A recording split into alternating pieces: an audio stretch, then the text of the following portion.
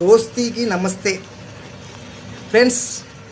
అందరికీ ఒకరే అమ్మ, కానీ ఇద్దరు ఆడపిల్లలు కన్నా నాకు ముగ్గురు అమ్మలు. ప్రతి మనిషికి ఒక అమ్మతోనే అమితమైన ఆనందం. మరి ముగ్గురు అమ్మలున్న నాకు చెప్పాల్సిన అవసరం లేదు ఫ్రెండ్స్. మీకు ఈ సీన్ చూశాక ఫ్రెండ్స్ ఒక మాట, ఆ దేవునికే దక్కని భాగ్యము ఆడపిల్లను కన్నా తల్లిదండ్రులకు దక్కుతుంది ఫ్రెండ్స్.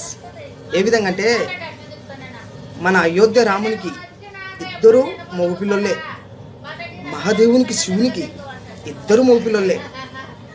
ఆ విష్ణువు వెంకటేశ్వర స్వామికి సంతానం ఉందో లేదో మనకు తెలియదు. మరి ఆడపిల్ల కన్నా వాడు అదృష్టవంతుడే కదా ఫ్రెండ్స్. దరిద్రుడు ఏ విధంగా అవుతాడు తెలుసుకోండి. Okay bye.